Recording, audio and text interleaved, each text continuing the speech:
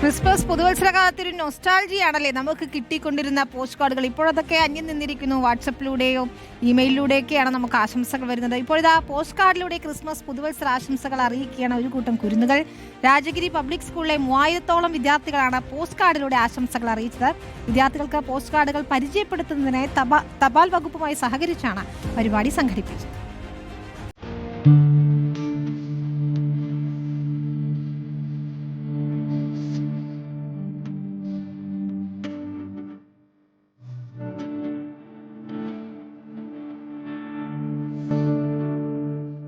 ഇത്തവണ ക്രിസ്മസ് പുതുവത്സരാശംസകൾ അറിയിക്കാൻ കത്തുകൾ എഴുതിയാലോ?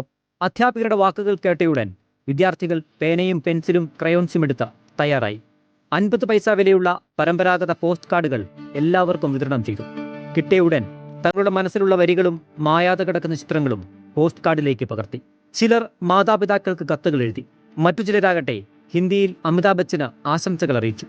ഡിയർ ഗോഡ് എന്ന് വിശേഷിപ്പിച്ച ദൈവത്തിന് കത്തെഴുതിയ കുരുന്നുകളും ഈ കൂട്ടത്തിലുണ്ട്. ഈ ഡിജിറ്റൽ യുഗത്തിൽ ജീവിക്കുന്ന കുട്ടികൾക്ക് പണ്ട് ക്രിസ്മസ് കാർഡുകളും പുതുവത്സര കാർഡുകളും എങ്ങനെ അയച്ചിരുന്നു എന്ന് അറിയില്ല. ആ ഒരു ഓർമ്മപ്പെടുത്തലാണ് ഇന്നത്തെ പോസ്റ്റ് ഓഫീസിനെ പരിചയപ്പെടുത്താനും പണ്ട് എങ്ങനെ ഇതൊക്കെ അയച്ചിരുന്നു എന്ന് കാണിക്കുവാനും വേണ്ടിയിട്ടാണ് കുട്ടികളുടെ ഇടയിലുള്ള ഒരു ശ്രമമാണ്. തപാൽ വകുപ്പ് സ്കൂളിന്റെ വിവിധ ഭാഗങ്ങളിലായി സ്ഥാപിച്ച തപാൽ പെട്ടിയിലേക്ക് കത്തുകൾ ഓരോന്നായി എത്തിത്തുടങ്ങി. പലരും പോസ്റ്റ് കാർഡുകളും തപാൽ പെട്ടിയും ആദ്യമായി കാണുന്നവർ. പ്രിയപ്പെട്ടവർക്ക് കത്തുകളിലൂടെ ആശംസകൾ അറിയിച്ചതിന്റെ സംതൃപ്തി പലരുടെയും മുഖത്ത് കാണാം.